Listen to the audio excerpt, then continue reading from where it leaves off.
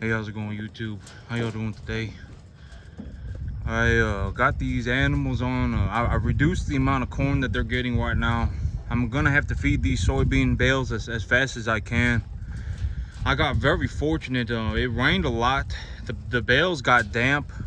They started molding, and then it got real hot and sunny again. Like it's like 95 in the afternoon with full sunshine again. So it stopped my bales from molding over. The thing about mold is that mold, it spreads very quickly, and so if it stayed wet, like if it stayed damp outside for several days after it rained, and it rained again, let's say it rained again 2 days later, and my bales stayed damp for like a week straight, the mold would have spread very quickly. Mold, I don't know what, oh, it's a fungus. But mold, it spreads very quickly. When it's in good conditions, it will spread very quickly. And if the bales had too much mold on them, I would have had to throw them away. I wouldn't have been able to feed them to the cattle. But the bales were starting to mold. It got real hot, it got real sunny, and the bales dried out again. So I reduced the amount of corn that these animals are getting right now.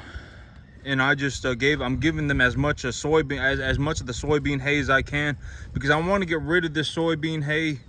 And then what I'll probably end up doing is I'll probably end up I've been considering this, but depending on what quality of a grass that of a hay that I can buy, I want to buy a grass hay, and I'll probably end up mixing the grass hay with distiller grains, or I may even start feeding these animals wheat, depending on what my commodity broker is saying that the price of the wheat is. But yep, I'll have to see. Here before it starts raining, I went back there and I took a look at the winter wheat. It's looking very patchy. It's not looking very good, and so I am going to have to reseed it. And when I reseed it this time, I'm going to reseed it with a drill, and I'm gonna drill the seed into the ground instead of broadcasting it. I broadcasted it because, okay, so well, last year I planted ryegrass, and ryegrass, when it gets broadcasted, it grows very well.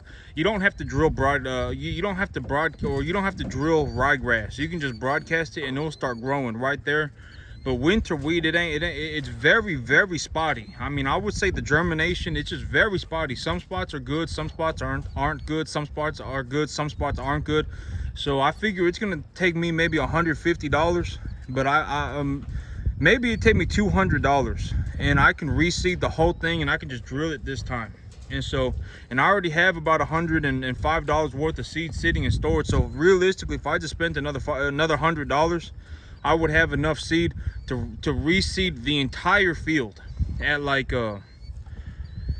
let's say, so 200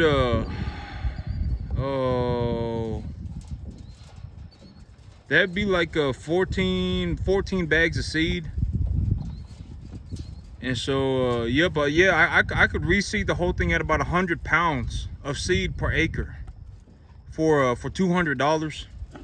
So it's not the end of the world. Anywhere that I got I'll just go ahead and reseed the whole thing. And if I see a spot that's just got a lot of seed germinating in it, I'll just skip over it, right? I mean, it's not that big of a deal. And so I'll just go over and I'll reseed it here the next time before it rains. It's supposed to rain in about a week. But okay, this morning I was sitting there and I was thinking about it, and the chances of me failing, I was taking a real hard look at my business plan, right? What does my business plan look like? And I was taking a real hard look at it. The chances of me outright failing, like, oh my God, I failed, I lost everything, chances of that happening are practically zero, right? I've been doing this for about 15 years, and over those 15 years, I've pretty much I've seen most of just about anything. Anything that I could possibly see farming, I've probably seen it already. And when I see it again, I've already solved the problem. I just got to implement a solution, and I don't have to sit there and scratch my head for 3 days, trying to figure out a solution to my problem. A lot of the things that I'm going to see, I've already seen in my life. I always say it's the things that you don't see that get you. But even then, me personally, I've been doing this for so long, and I've put in so much effort doing this, the chances of me outright failing are practically zero. And here is something that I was going through in my head this morning, right? Let's say I go and I hand pick another lot of cattle. Let's say I go and I hand pick another lot of cattle. Well, you know, because I was thinking about this, I was like, do I want to work with a lot buyer? And I was like, okay, well, these lot buyers, they're asking for $3 a pound on $3 a pound, right? They're asking for $3 a pound delivered. And $3 a pound here in my local market is the absolute top of the market.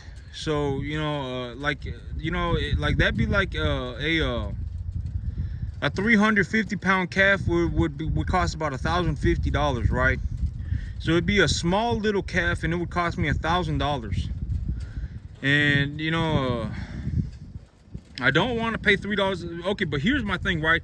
Like if I pay $3 a pound, what I expect to show up on my farm, like if they bring me anything that has a big ear on it, if they bring me anything that is like spotted or not solid black or anything, that person ripped me off. Because if I go to the sale barn right now, right, and I find an unweaned, big-eared Brangus, Brayford, Beefmaster, something like that, and I go to the sale barn right now and I buy them, what am I going to pay for them, right? $240 a pound, $250 a pound. You know, for a little 250 pound calf, I'm going to pay about $600, $650, right?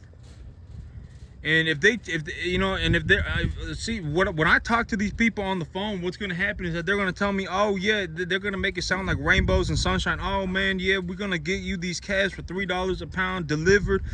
We're going to bring you this calf, this calf, this calf, and then we're going to bring them to you. And then the moment they show up, you know, I'm like me, you know, it's very hard to rip somebody off when they know exactly what they're doing, right? Like me, to a large degree, the stuff that I know is accurate, and I to a large degree I know what I'm doing. And so if they bring me these calves, it ain't gonna take me but 30 seconds to look over them. And if they rip me off on an animal, if any one of the animals are blatantly a 1.5 frame animal, they rip me off. Because if it's noticeably a 1.5 animal, right, 1.5 framed animal, when that animal is sitting in the ring, people are going to bid on it as a 1.5 grading animal. They're not going to pay $3 a pound for it, not even close. Maybe they pay if they got fortunate, they would pay $270 a pound. And $270 a pound, that's $100 that the person just ripped me off on that animal. And then if they throw a $30 commission on top of that, I just got ripped off for $130 on one animal. And so if I start bringing in 40 animals and 10% of my animals look like that, this person just ripped me off for almost $1,500.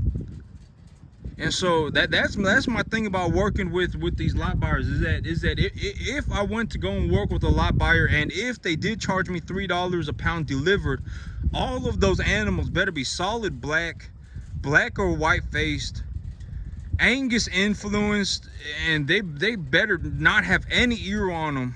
I mean, they better not be these janky looking calves. I mean, these calves better look like spot on pretty, right? Especially if I have to castrate them myself and give them all their shots on my own. And so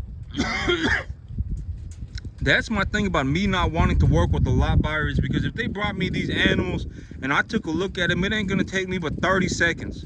If they rip me off on an animal, I would know practically immediately, right? I mean, it ain't rocket science, right? If I looked at the animal and it had big ears on it, the man ripped me off, because that animal ain't worth $3 a pound. If that animal has any sort of a Brangus or any sort of a Brahmin ear on it, that person's ripped me off, because that animal not worth $3 a pound, not even close. And so, you know, and these cattle in Texas, a lot of them have Brahmin influence on them. A lot of them are, you know, Brangus, some degree of Brangus, some degree of a Brahmin animal. So getting straight, you know, English type, beef animals, #1 grading. That's the kind of animal that I would expect at $3 a pound. It better be an English type animal. It better be a #1. When I look at that animal, it better be when I look at it, I better go, man, this is a good looking animal. This is a big boy. You know what I'm saying? He's tall. He's hefty. Solid black coat. maybe got a white face on it, something like that. That's how all the animals should look.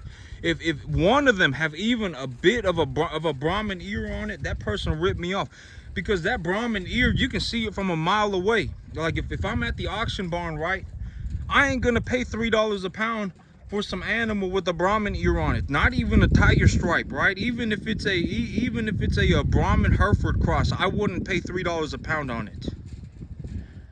And so, you know, maybe I'd pay $275, $280. But you know, if they rip me off, 25 cents, 100, that's $75 on a 300-pound, on a 3-weight animal. They just ripped me off for $75, and then they threw a $30 commission on top of that. Now I just got ripped off for $100. I order 40 calves. They do that on 10 of my animals. I mean, they just ripped me off for $1,000, right? And so that's the situation that I don't want to run into. And that's the reality of the world, is that people, if they get the chance, they're gonna run around and rip people off. That's what they're gonna do. They're gonna sell their soul for $20, and they're just not gonna care. They're gonna sleep like a dog at night, right?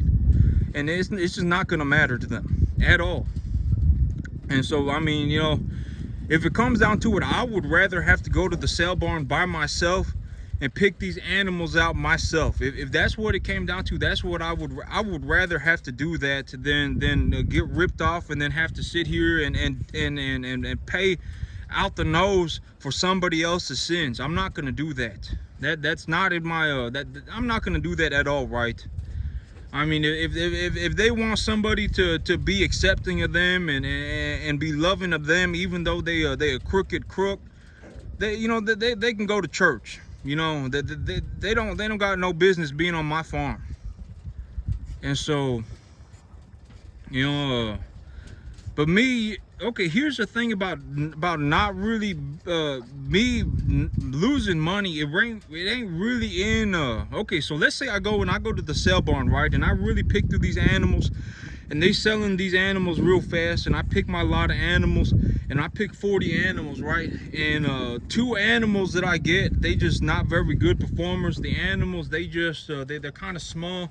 I didn't really notice it when I first got them. They're showing signs of having a little bit of age on them, and you know, they're not the greatest cattle, right? Let's say I went and bought 40, and I brought 2 or 3 home that were just kind of not that good looking. Well, me, you know, I could get them fixed up. You know, if they're a bull, I can get them castrated. I can give them their shots. I can get them fed to about 100 pounds heavier, and then I can just take them right back to the market, and I can just get my money back on them, make a little bit of money on them, not have to deal with them for a long period of time. Just to take them back to the market, make a little bit of money on them, sell them, and then take the money, and I can buy another animal, right? I don't have to hold on. Let's say I go to the animal and I go to the sale barn and I hand pick, like let's say I accidentally pick an animal like this, right? I'm not gonna say he was an accident, because I mean, this is my animal, right? I mean, it's okay. I mean, he's just very small. He's just very small. I mean, but he's a good little calf. I mean, he a good little calf.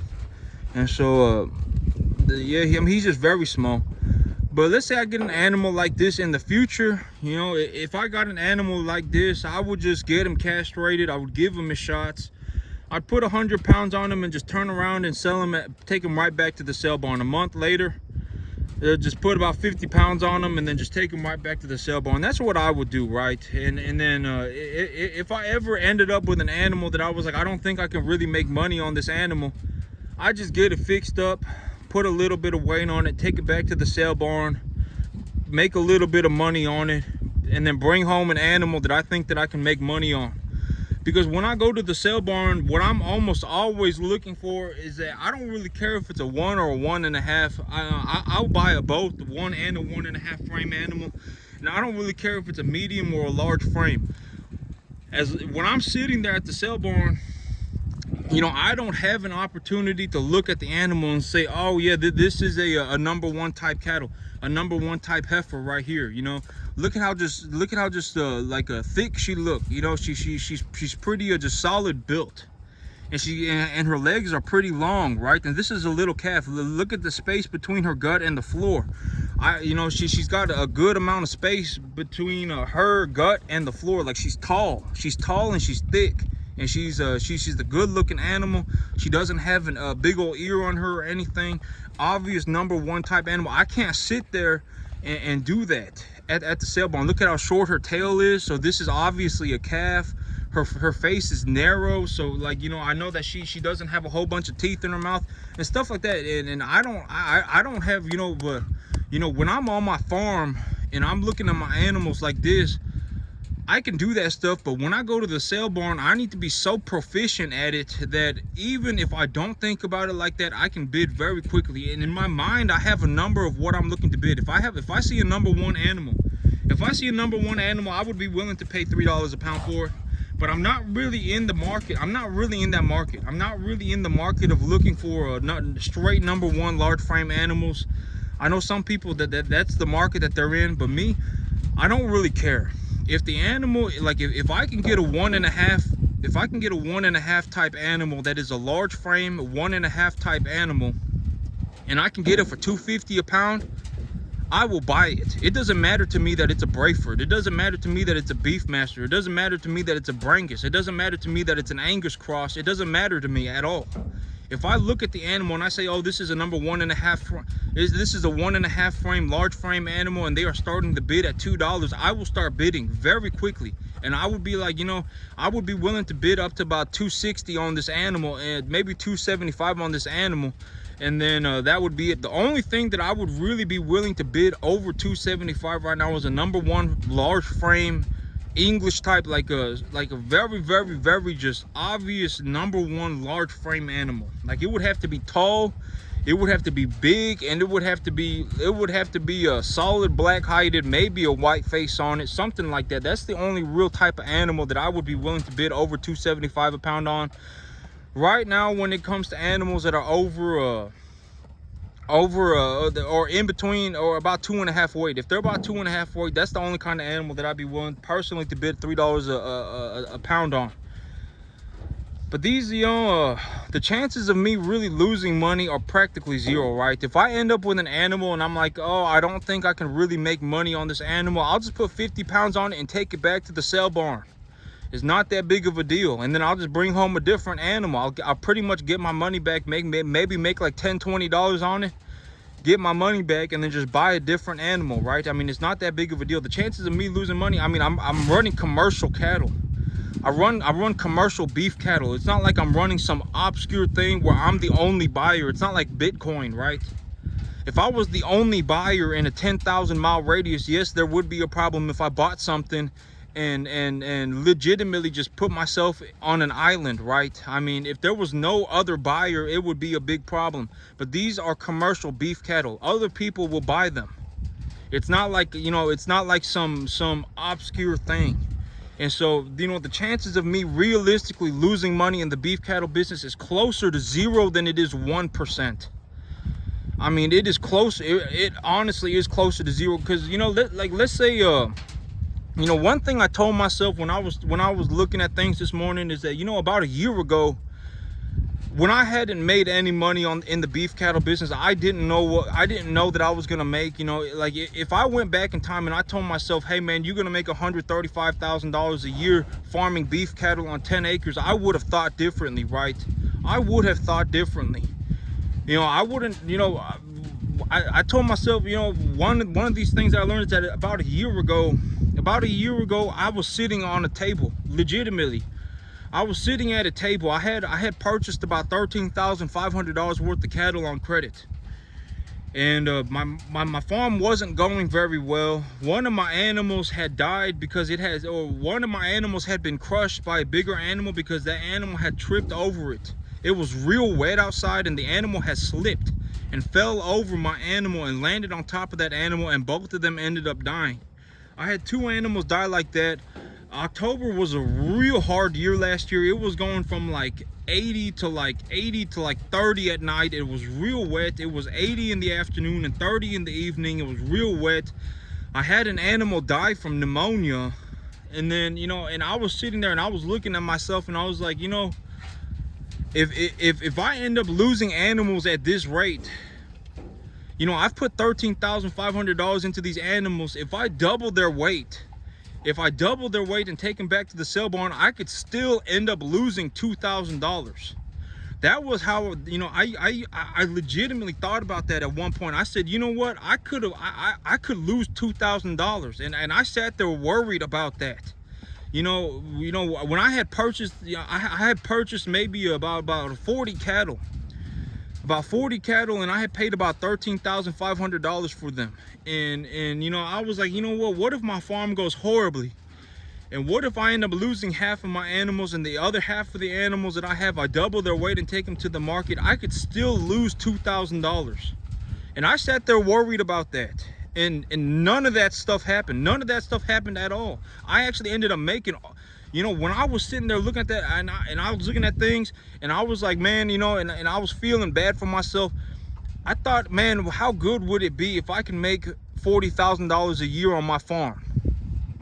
And when I'm sitting here today, I make $135,000. Like the 40,000, it was just that was the number that I was like, man, if I make this number, I would be happy. And then I ended up, when I look at my farm now, you know, I make about $135,000 running commercial cattle on 10 acres. And so that's why when I look at my plans, I always say, don't be concerned about trivial money, right? Let's say I have $100,000 in my bank account, you know, farming cattle. Let's say I farm cattle here on 1 year, and I put $100,000 in my bank account, and I purchased a piece of land. I ran the numbers on the USDA loans and stuff like that. And if I took a loan from the USDA right now with their lending rate, and I purchased a $400,000 piece of property, I would pay $2,000 a month for it. I would pay $2,000 a month for it, and for that 400 grand, I would pay $2,000 a month for it, right? And if I pay $2,000 a month for it, and I got $100,000 in the bank, I can pay for 50 months of that mortgage without having to make a single more dollar. So if I just completely stopped running cattle, I would still have enough money to pay the mortgage for 50 months, right? Like, I'm really not at any risk. You know, the risk, a lot of times, you know, risk, it's not real. A lot of the things that people get scared about, that the chances of them actually happening are so slim. And so, you know, if I let's say I you know, I'm not going to worry. I told myself, don't worry about the $2,000 a month that I have to pay the USDA. You know, if I legitimately believe that I can make $50,000 a month, I should put all of my energy into making the $50,000 a month. Don't even spend 1 or 2 days worried about losing $2,000 a month. If I can make $50,000 a month, I should spend all of my energy, 100%, focused on making that $50,000 a month. You know, because realistically, if I took a loan from the USDA and I took a loan for $400,000 and I owe $2,000 a month on it, I could buy like a 50-acre field. And if I bought a 50-acre field, I could probably make more than $500,000 a year. You know, the $500,000, you know, I probably will make over $500,000 next year running commercial beef cattle. I probably will. I would not bet against me. You know, like, when I think about what my business plan looks like right now, legitimately, and the things that I've accomplished on this farm as of this year, and I scale it up, is it going to be extremely difficult? Yes, but is it going to be impossible? Not even close. It is going to be very, very difficult, but it's not even going to be close to being impossible. Like, you know, if I can make $135,000 a year running cattle on 10 acres, and I know what I'm doing, what's stopping me from making $500,000, right? Nothing. No, I mean, it's legitimately only my imagination could stop me. If I sat there scared, oh my God, my mortgage is going to be $2,000 a month. Oh my God, you know, what if half of my animals end up dying? Just nonsensical stuff. Half of my animals are not going to die, all right?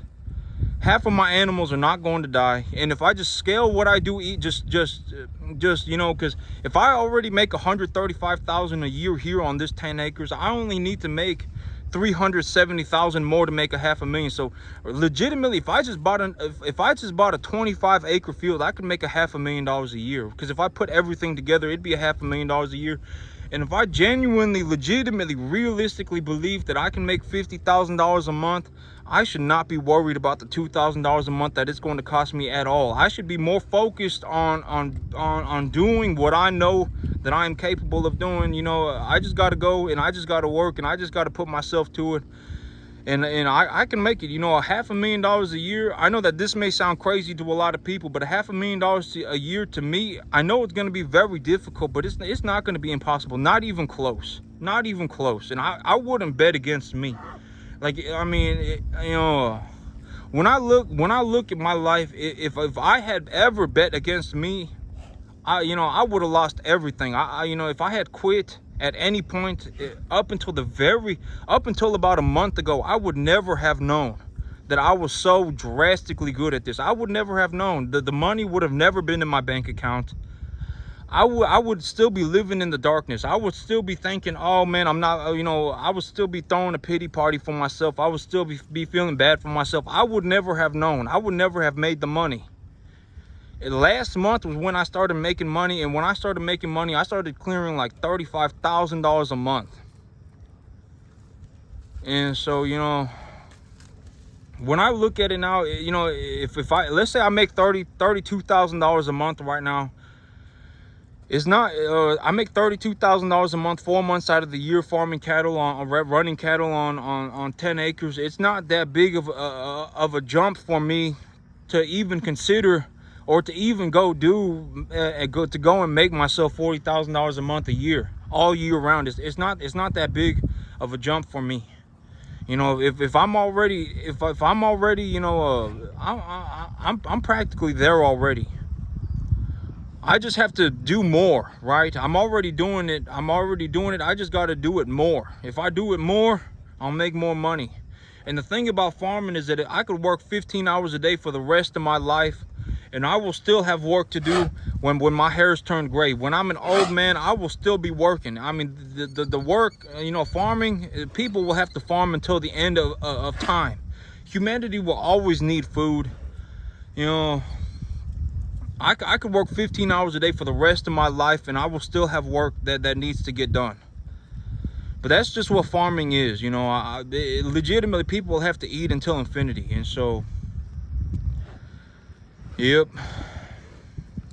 I probably will. You know, I would realistically, making $500,000 a year, it ain't even gonna be, it is going to be difficult, but it's not even going to be anywhere close to impossible. I would actually say that there's about a 95% chance that I do make $500,000 a year.